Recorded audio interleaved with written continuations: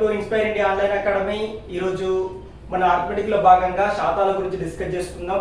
ఈ శాతాలు అనేది చాలా వెరీ వెరీ ఇంపార్టెంట్ అండి. కంపల్సరీగా శాతాలు వచ్చినట్లయితే మిగతా టాపిక్స్ కూడా చాలా వరకు యూజ్ అవుతుంది. శాతాలు కానివ్వండి, లాభ నష్టాలు కానివ్వండి, తర్వాత simple interest and compound interest కానివ్వండి, ఈ 3 టాపిక్స్ ఈజీగా మనం నేర్చుకోవచ్చు. శాతాలు టాపిక్ వస్తే మిగతావన్నీ ఆటోమేటిక్గా వస్తాయండి. ఓకే, తర్వాత ఈ టాపిక్ నుండి ఈ ఏరియాస్ నుంచి కంపల్సరీ మీకు 7 to 10 క్వశ్చన్స్ వరకు రావడానికి అవకాశం ఉంటుంది. ఏ ఎగ్జామ్ లో అయినా కూడా 7 to 8 క్వశ్చన్స్ వస్తాయండి మీకు. ఓకే, నా శత అనగా 100 అని అర్థం. శత అనగా 100 అని అర్థం. చూడండి, శాతాలు టాపిక్ లో మనము కొన్ని సంఖ్యలని, అంటే చూడండి, దేనిపైన అయితే శాతాన్ని కనుక్కుంటున్నామో ఆ సంఖ్యను ఎప్పుడైనా కూడా 100కి తీసుకుంటామండి. అంటే చూడండి, ఒక పరీక్షలో మొత్తం మార్కులు 1000 అనుకున్నట్లయితే, ఒక పరీక్షలోని మొత్తం మార్కులు 1000, ఒక విద్యార్థికి 800 మార్కులు వచ్చినట్లయితే అతనికి వచ్చిన మార్కుల శాతం ఎంత? 1000 మార్కులకు గాను అతనికి వచ్చిన మార్కులు ఎంత? 800. అనగా ఇక్కడ మొత్తం మార్కులని మనము 100%గా తీసుకుంటాము. అంటే 100%కి 1000 మార్కులైనా 800 మార్కులు వచ్చేసి ఎంత శాతానికి సమానం అవుతాయి. ఓకే, తర్వాత ఒక వ్యక్తి యొక్క ఆదాయము 25,000 రూపాయలు, అతని యొక్క ఆదాయము 25,000 నుండి 35,000 పెరిగింది. ఓకే, ఒక వ్యక్తి యొక్క ఆదాయం 25,000 రూపాయలు, అతని యొక్క ఆదాయము 25,000 నుండి 35,000 రూపాయలు పెరిగింది. అయినా అతని ఆదాయంలో పెరుగుదల శాతం ఎంత? అంటే చూడండి, ఆదాయంలో పెరుగుదల శాతం ఎంత? సో పెరిగిన ఆదాయం ఎంత? 10,000 రూపాయలు. అనగా అతని యొక్క మొదటి ఆదాయంలో ఎంత ఉంది? 10,000 రూపాయలు పెరిగింది కదా. సో అది 25,000 రూపాయల్లో ఎంత శాతం ఉంది? సో 10,000/25,000. చూడండి, ఇక్కడ శాతాన్ని మనము అతని యొక్క మొదటి ఆదాయంతో తీసుకుంటాము. పెరుగుదల శాతాన్ని అతని మొదటి ఆదాయం పైన తీసుకుంటున్నాం కాబట్టి ఇక్కడ మొదటి ఆదాయం అనేది ఏమవుతుంది? 100%కి 25,000 రూపాయలు అవుతుంది. నెక్స్ట్ 10,000 రూపాయలు పెరిగింది కాబట్టి 10,000 రూపాయలు అనేది ఎంత శాతానికి అవుతుంది? అంటే చూడండి, 25,000 రూపాయలు 100%కి సమానం అయితే 10,000 రూపాయలు ఎంత శాతానికి సమానము? అంటే చూడండి, విలువ పెరిగితే శాతం పెరుగుతుంది, శాతం తగ్గితే విలువ తగ్గుతుంది, శాతం తగ్గితే విలువ తగ్గుతుంది, విలువ తగ్గితే శాతం తగ్గుతుంది, తర్వాత విలువ పెరిగితే శాతం పెరుగుతుంది. ఓకే, అంటే శాతానికి సంఖ్యకి మధ్య రిలేషన్ ఎలా ఉంటుంది? డైరెక్ట్ ప్రాపోర్షన్. అంటే శాతము మరియు దానికి సంబంధించిన సంఖ్య అనేవి ఎల్లప్పుడూ కూడా అనులోమానుపాతంలో ఉంటాయి. అనగా 10%కి 100 అయినా 10%కి 100 అయినా 20%కి ఎంత? అనగా చూడండి, 10%కి 100 అయినా 20%కి ఎంత? అనగా 20%కి 200 అవుతుంది. అనగా శాతం పెరిగింది కాబట్టి విలువ కూడా పెరుగుతుంది. ఓకే, అంటే 10:100 = 20 ఎంత అని మనం తీసుకోవచ్చండి. సో డైరెక్ట్ ప్రాపోర్షన్ కాబట్టి ఇలా తీసుకోవచ్చు. సపోజ్ x అనే సంఖ్య y లో ఎంత శాతం ఉండును? x అనే సంఖ్య y లో ఎంత శాతం ఉండును? అంటే చూడండి, x అనే సంఖ్య y లో, ఫస్ట్ x అనే సంఖ్య y లో ఎంత ఉంటుంది కాబట్టి y పైన శాతాన్ని చెప్పాలి కాబట్టి y ని ఎప్పుడైనా కూడా డినామినేటర్ లో, అంటే హారంలో తీసుకోవాలి. సో ఈ సంఖ్యను చెప్తున్నాము x అనే సంఖ్యను, కాబట్టి x/y × 100. ఓకే, ఇప్పుడు 75 అనే సంఖ్య 375లో ఎంత శాతము? ఓకే, 375లో ఎంత శాతము ఉండును? 375లో ఎంత శాతం ఉండును? అంటే చూడండి, 75 అనే సంఖ్య 375లో ఎంత శాతం ఉండును? ఫస్ట్ ఈ 75 అనే సంఖ్య 375లో ఎంత ఉంటుంది? సో 75 సంఖ్య 375లో ఎంత ఉంటుంది? అంటే చూడండి, 375లో 75 ఎంత? సో కాబట్టి 75/375 × 100. సో 75 ఎక్కము 75 5ల, 5 ఎక్కము 5 20ల. అనగా 75 అనేది 375 ఎంత ఉంటుంది? 20% ఉంటుంది. నెక్స్ట్, ఇప్పుడు ఏ యొక్క వేతనము 2,000 రూపాయలు, బి యొక్క వేతనము 3,000 రూపాయలు అయినా ఏ యొక్క వేతనము బిలో ఎంత శాతం ఉండును? ఏ యొక్క వేతనము బిలో ఎంత శాతం ఉండును? అనగా 2,000/3,000 × 100. సో శాతం ఏమవుతుంది? 2/3. కాబట్టి 2/3 అంటే 66.66% వస్తుంది. చూడండి, ఇప్పుడు శాతము అనగా ప్రతి 100కి సమానము. శాతము అనగా ప్రతి 100కి సమానము అనగా ఇక్కడ ఒరిజినల్ నెంబర్ ఏదైతే ఉంటుందో దాన్ని ఎల్లప్పుడూ కూడా మనం 100కి సమానంగా తీసుకుంటాం. సో దాన్ని బట్టి అది పెరిగితే 100 కంటే ఎక్కువగా ఉంటుంది, తగ్గితే 100 కంటే తక్కువగా ఉంటుంది. ఓకే, ఇప్పుడు శాతాల గురించి డిస్కస్ చేసే ముందు ఫస్ట్ శాతాలకి మరియు భిన్నాలకు మధ్య సంబంధాల గురించి డిస్కస్ చేయాలి. ఫస్ట్ శాతాలకు మరియు భిన్నాలకు మధ్య సంబంధము. శాతాలకు మరియు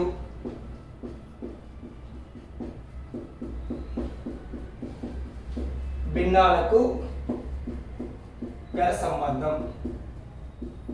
శాతాలకు మరియు భిన్నాలకు గల సంబంధం.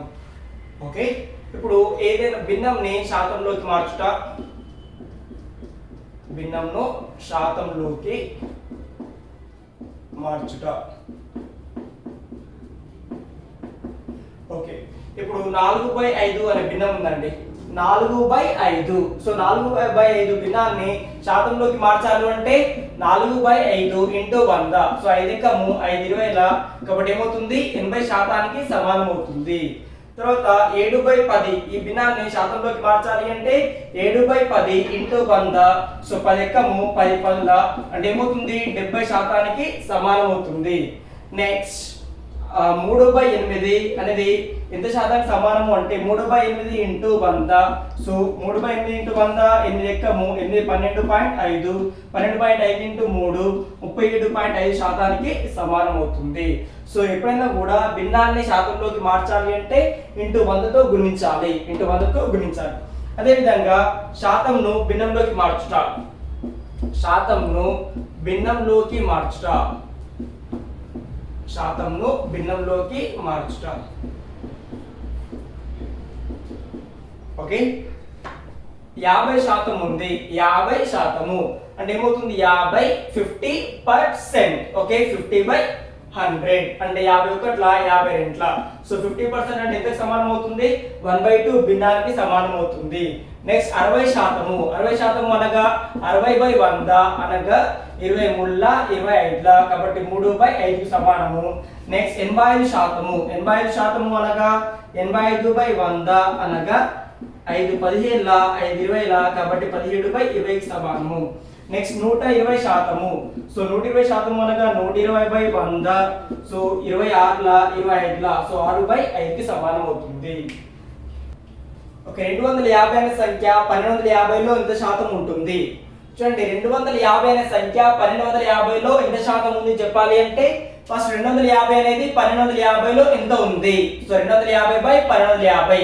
ఓకే, 250/1250 ఈ సంఖ్య 1250లో ఎంత ఉంది కాబట్టి 250/1250 ఈ శాతంలోకి మారాలంటే 100తో గుణించాలి. సో 0 0 25 ఎక్కము 25 5 5 ఎక్కము 5 20 సో 250 సంఖ్య 1250 ఎంత శాతం ఉంటుంది, 20% ఉంటుంది.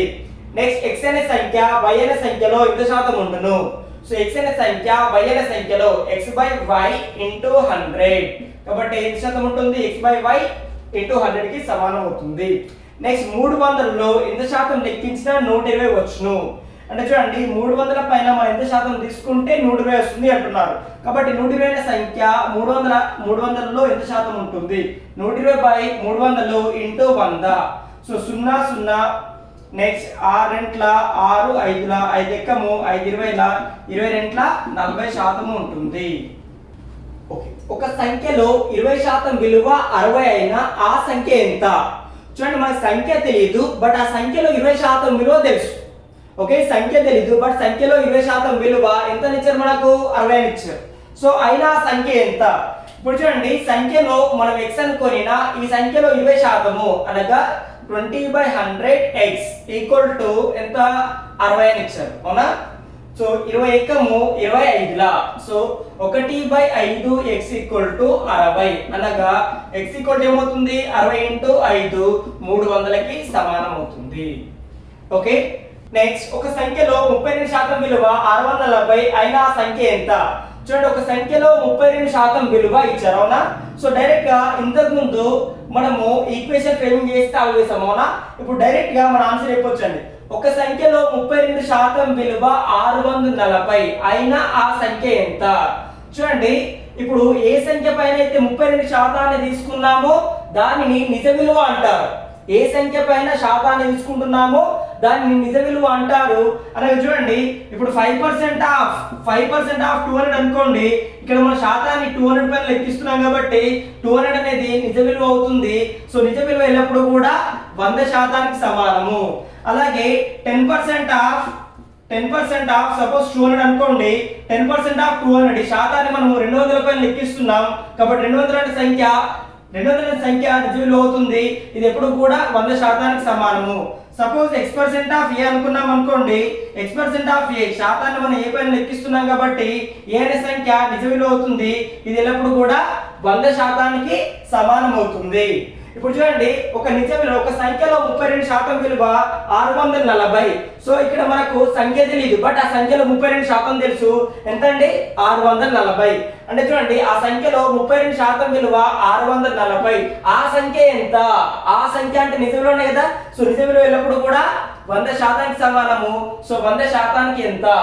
సో 32% 640 అయినా 100% ఎంత? సో 32 ఎక్కము 32 రెంట్ల 20ల. సో 20 × 100 2000. ఓకే, దీన్ని ఇలా సాల్వ్ చేయొచ్చు. లేదనుకోండి, మనకు ఎప్పుడైనా కూడా శాతాలు ఇలాంటివన్నీ కూడా మనకు అనులోమానుపాతంలో ఉంటాయి కాబట్టి చూడండి, 32% తర్వాత నిజ విలువ ఎంత? 100%. ఓకే, ఎలా తీసుకోండి, 32% దానికి సంబంధించిన విలువల నిష్పత్తి. 32% దానికి సంబంధించిన విలువ నిష్పత్తి ఈక్వల్ టు ఏమవుతుందంటే నిజ విలువ ఎల్లప్పుడూ కూడా 100%. ఓకే, అంటే 100నే కదా. Okay, 100 equal to 100:x. Okay, 32% విలువ 640 అయిన 100% విలువ ఎంత? చూడండి, ఇప్పుడు మనం లెక్కించినట్లయితే 32 ఎక్కము 32 20ల. So 1/20 equal to 100/x. అంటే x ఈక్వల్ ఏమవుతుంది? 100 × 20. సో 2000 అవుతుంది. ఓకే, లేదనుకోండి, ఇక్కడ 32% బై దాని విలువ ఎంత? 640. నెక్స్ట్ 100% బై దాని విలువ ఎంత? ఓకే, అంటే x ఇప్పుడు 32 ఎక్కము 32 20ల. సో x ఈక్వల్ టు 100 × 20 అంటే ఏమవుతుంది? 2000 అవుతుంది. ఓకే, చూడండి, 100% equal to 1. 1 is always equal to 100%. Next 1/2 50%. 1/3 33.33%. Next 1/3 33.33% or 33 1/3%. Next 2/3 ఏమవుతున్నప్పుడు 66.66% or 66 2/3%. Next 1/4 25%. Next 1/4 25%. 2/4 50%. 3/4 75%. Next 1/5 20%. 2/5 40%. 3/5 60%. 4/5 80%. Okay, next 1/6 is 16.66% or 16 2/3%.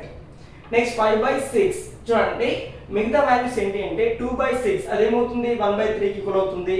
Next 3/6 50% equal అవుతుంది. 4/6 2/3% కి 2/3 కి ఈక్వల్ అవుతుంది. 5/6 83.33% or 83 1/3%. Next 1/7 14.28% or 14 2/7%. 2/7 28.56% or 28 4/7%. Next 3/7 42.84% or 42 6/7%. Next 1/8 12.5 or 12 1/2%. 3/8 37.5% or 37 1/2. Next 5/8 62.5% or 62 1/2. Okay, values అన్ని కూడా కంపల్సరీగా గుర్తుంచుకోవాలండి. ఓకేనా? ఇందులో నెక్స్ట్ 1/9 చూడండి. 1/9 ఈక్వల్ ఏమవుతుంది? 11.11% or 11 1/9%. నెక్స్ట్ 1/10 వచ్చేసి 10%. 1/11 వచ్చేసి 9.09%. చూడండి, మీరు అబ్జర్వ్ చేస్తే 1/9 చాలా interesting number. 1/9 is 11.11. Next 2/9 22.22%. 3/9 33.33%. 4/9 44.44%. 5/9 50, so 55.55%. Next 1/11 9.09% or 1/11%. Okay, 1/11 is 9.09%. Okay, 9.09 1/11 value. అవునా? 2/11 ఏమవుతుంది? 18.18. నెక్స్ట్ 3/11 ఏమవుతుంది 27.27. Okay 4/11 36.36. Okay next 1/12 is 8.33%. 1/3%. Next 1/16 is 6.25%. 1/20 25%. 1/25 4%. Okay values అన్ని కంపల్సరీగా గుర్తుంచుకోవాలి. 20% of 600 plus 30% of 700 equal to, okay, 20% of 600 plus 30% of 700. చూడండి పర్సెంటేజ్ క్యాలిక్యులేట్ చేసినప్పుడు suppose 10,000 number ఉందండి, 10,000 it is the original number, that means it is equal to 100%. అవునా, 10,000 అనేది original number కాబట్టి ఇది 100% కి ఈక్వల్ అవుతుంది. సో 100% కి 10,000, 100% కి 10,000 అవుతే 50% కి 5,000. 100% 10,000 అవుతే 50% కి 5,000. 25% కి 2,500. ఓకే ఇప్పుడు 10% ఆఫ్ 10,000 చెప్పాలి అనుకోండి. 10% ఆఫ్ 10,000 ఒక డిజిట్ తర్వాత డెసిమల్ పాయింట్ తీసుకోండి, అంటే ఏమవుతుంది 1,000. సో 10% కి 1,000, అప్పుడు 5% కి ఏమవుతుంది 500. 10% కి 1,000 అవుతే 20% కి 2,000, 30% కి 3,000, 40% కి 4,000. ఓకే ఇప్పుడు 5% కావాలనుకోండి, 5% కి ఏమవుతుంది 5% 10% 1,000 అవుతే 5% కి 500. నెక్స్ట్ 1% కి, సో 1% అంటే 2 డిజిట్స్ తర్వాత తీసుకోండి, ఏం లేదు 1% అంటే 1/100 కదా. సో 1/100 ఇంటూ 10,000 అంటే 2 డిజిట్స్ తర్వాత పాయింట్ వస్తుంది. ఓకే 1% అంటే ఏమవుతుంది 100. 1% కి 100 అవుతాయి, 2% 200, 3% 300 అలా ఈజీగా అయిపోతుంది. తర్వాత 0.5% 50 అవుతుంది. నెక్స్ట్ 0.1%. సో 3 డిజిట్స్ తర్వాత డెసిమల్ పాయింట్ అంటే 10 అవుతుంది. Okay 0.1% 10, 0.2% 20, 0.3% 30. Next 0.01% equal to 1. Okay 0.01% equal to 1 అంటే 4 డిజిట్ తర్వాత డెసిమల్ పాయింట్ తీసుకోవాలండి. ఇప్పుడు సపోజ్ మనము 24.5% ఆఫ్ 24.5% ఆఫ్ సపోజ్ మనము 900 ఫైండ్ అవుట్ చేయాలనుకోండి. 24.5% ఆఫ్ 900 ఫస్ట్ 24.5 కాబట్టి చూడండి ఇది 25% మైనస్ 0.5% ఫైండ్ అవుట్ చేయొచ్చు కదా. So 25% minus 0.5%. సో 25% ఆఫ్ 900 ఎంత, 25% ఆఫ్ 900 225. నెక్స్ట్ 0.5% కావాలి. చూడండి 25% అంటే 1/4 కదా. సో 1/2 ఆఫ్ 900 is 450 అవుతుంది. దానిలో మళ్ళీ ఆఫ్ 225 అవుతుంది. నెక్స్ట్ 0.5% కావాలి కదా. 0.5% అంటే చూడండి 1% కి 9. ఓకే 1% అంటే 2 డిజిట్ తర్వాత డెసిమల్ పాయింట్ వస్తుంది. సో 1% 9, 0.5% 4.5 అవుతుంది, అంటే 220.5 అవుతుంది. ఓకే ఇప్పుడు 20% ఆఫ్ 600 ఫైండ్ అవుట్ చేయాలండి. 20% ఆఫ్ 600 10% ఎంత 60. సో 10% 60 అవుతే 20% కి 120. Next 30% of 700. So 10% 30, 10% 30. Okay sorry 10% 70, 10% 70, then 30% 3 into 70. 10% 70 అవుతే 30% కి 3 into 70, 3 into 70 210. సో 210 plus 120 ఏమవుతుంది 330 అవుతుంది. Okay next one suppose 56.66% of 56.66% of 720 find out చేయాలనుకోండి. 56.66% ఆఫ్ 720 చూడండి ఇది కొంచెం డిఫికల్ట్ నెంబర్ అవునా. సో మనం సాల్వ్ చేయాలంటే ఇప్పుడు 56.66% ఫైండ్ అవుట్ చేయాలంటే కష్టం కాబట్టి చూడండి దీన్ని నేను 50% ప్లస్ 16.66% గా స్ప్లిట్ చేస్తున్నాను. 50% ప్లస్ 16.66% అంటే చూడండి 50% ఆఫ్ 720 360. నెక్స్ట్ 16.66 అంటే ఎంతండి 1/6. 1/6 ఆఫ్ 720. 6 1 జా 6 120 జా అంటే 120 అవుతుంది. సో 360 ప్లస్ 120 480 అవుతుంది. ఓకే నెక్స్ట్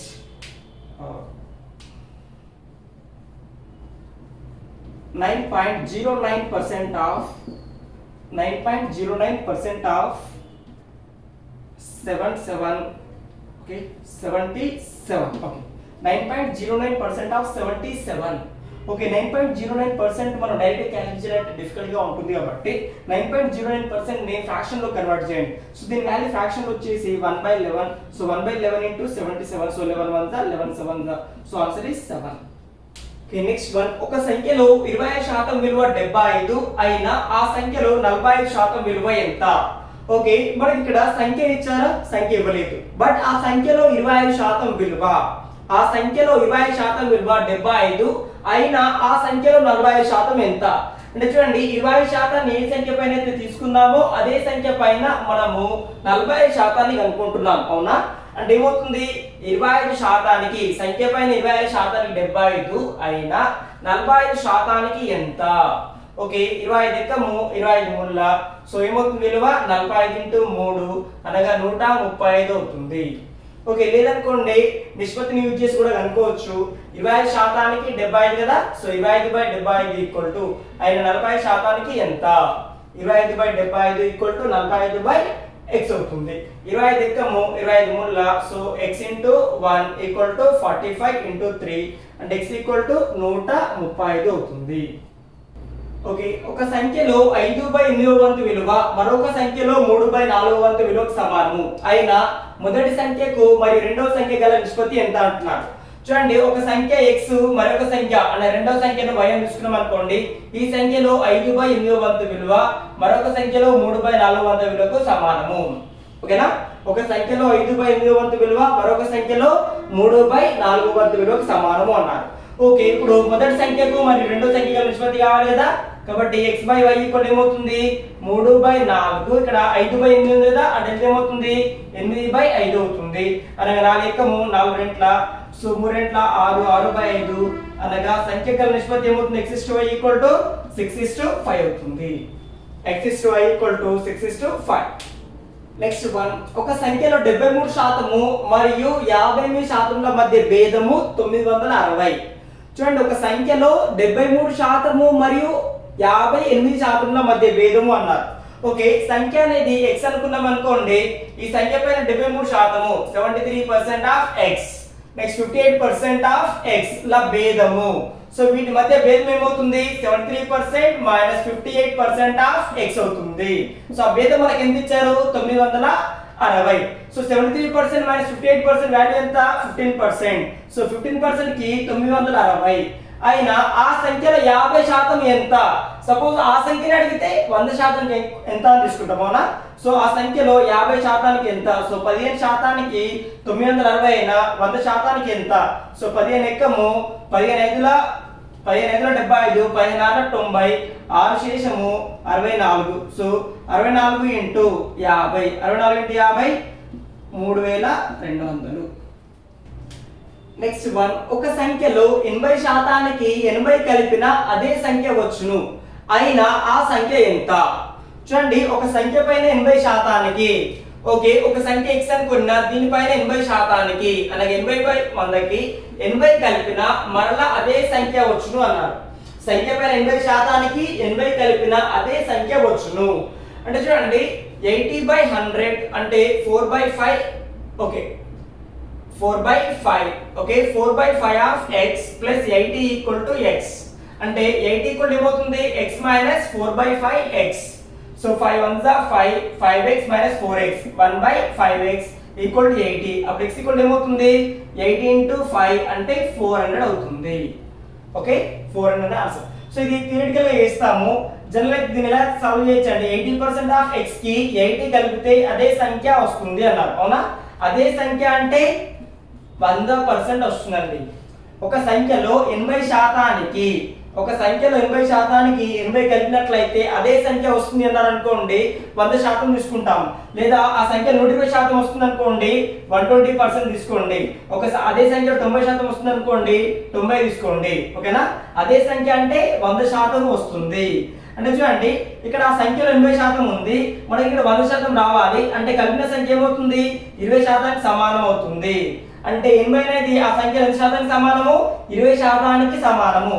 చూడండి ఇక్కడ 80% ఉంది, మనకు 100% రావాలి అంటే కలిపిన సంఖ్య ఏ శాతానికి సమానం అవ్వాలి 20%కి సమానం అవ్వాలి.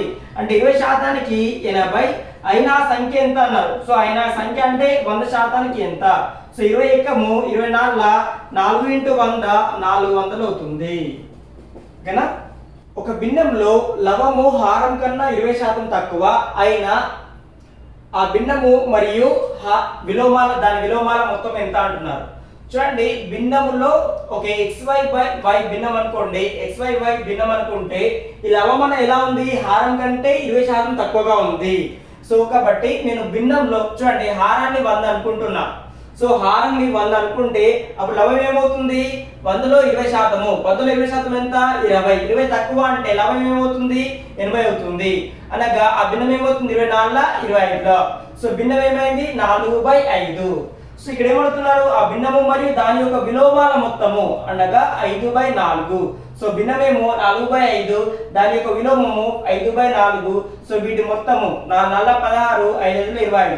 సో 16 + 25/5 20. కాబట్టి 25 + 16 41, 41/20 అనగా 22 40, 1 శేషము 1/20 అవుతుంది. సో 2 1/20కి సమానము. ఓకే, ఇక్కడ సంఖ్య యొక్క 30% నుండి ఒక సంఖ్య యొక్క 30% నుండి 30 తీసివేస్తే 30 వచ్చును అన్నారు.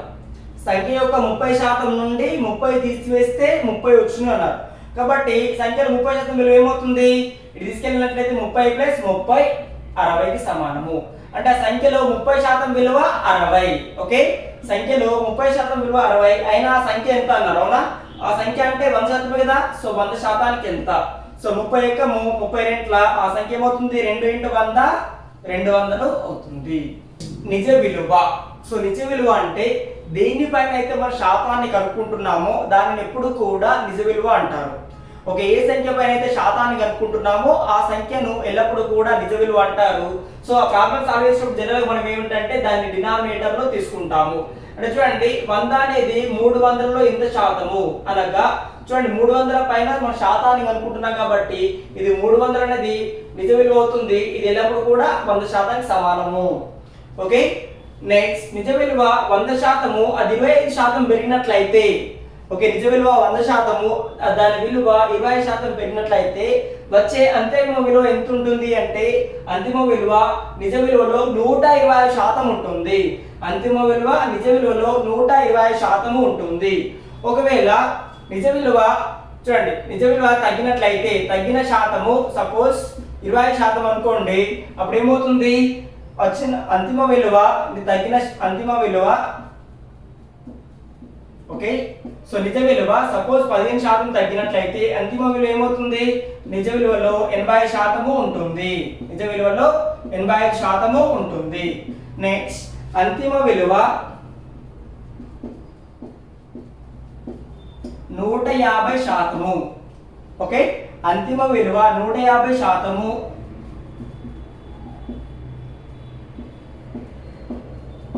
చూడండి అంతిమ విలువ 150, నిజ విలువలో 150% ఉన్నట్లయితే, సో చూడండి అంతిమ విలువ ఎంత శాతం ఇచ్చారు మనకు, 150%. అంటే దీని అర్థం ఏంటి, నిజ విలువ అనేది 50% పెరిగింది. నిజ విలువ అనేది 50% పెరిగింది.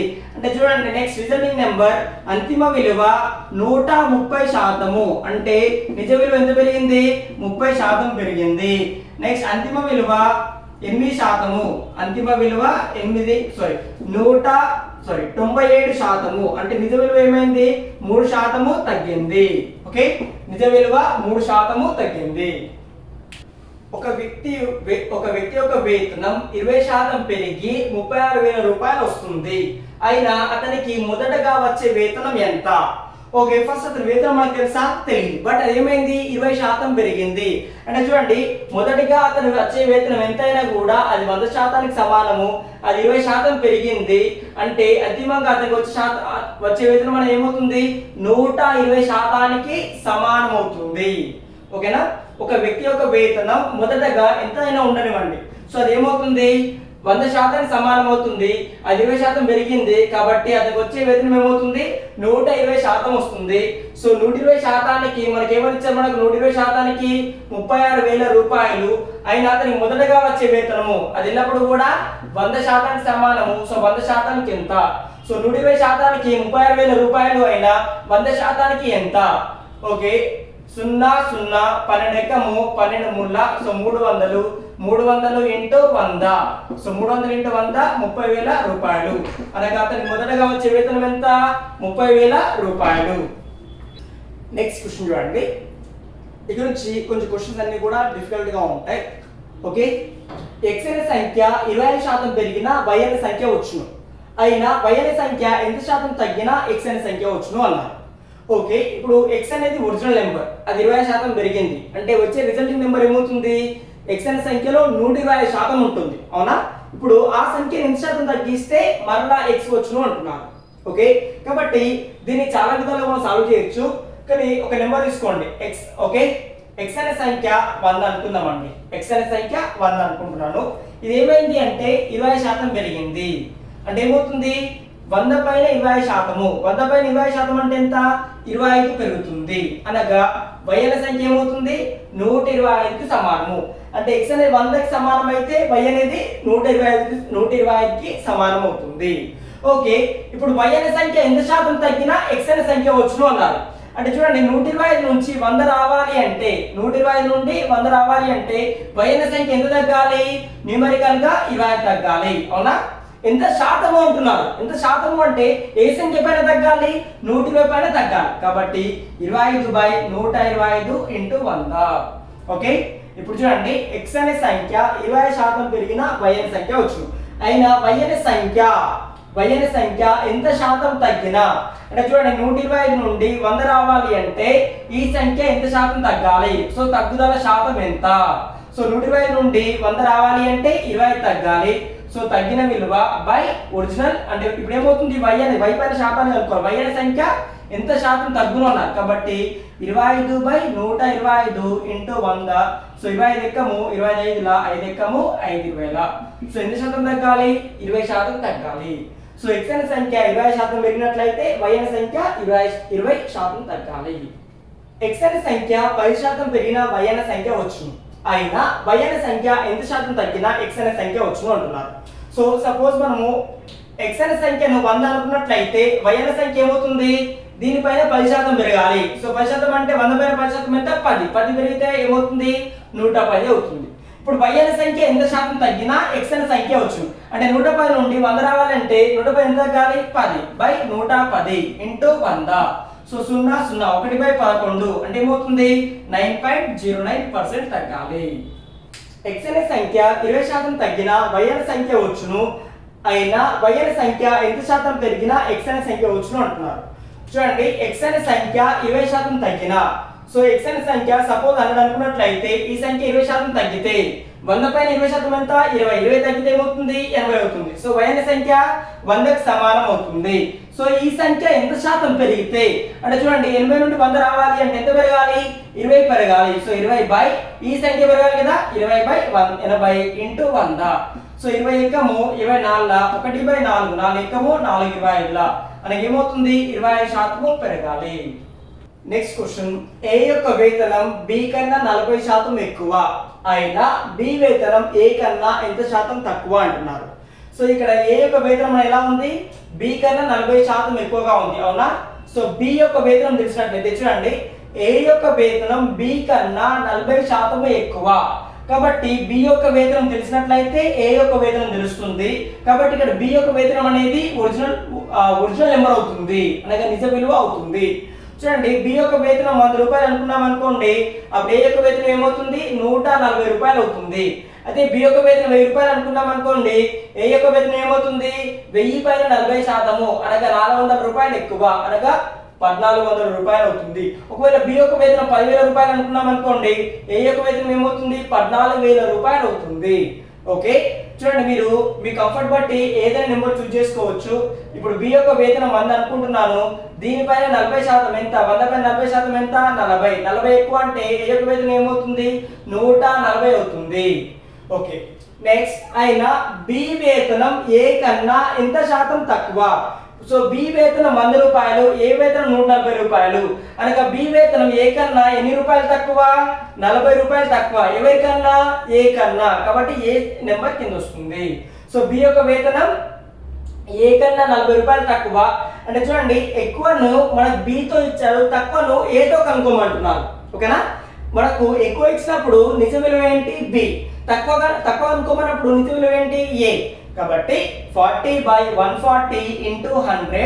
So 20 so 2/7. ఓకే 2/7 అంటే 28.56%. ఓకే వాల్యూస్ అన్ని కూడా కంపల్సరీ గుర్తుండాలి.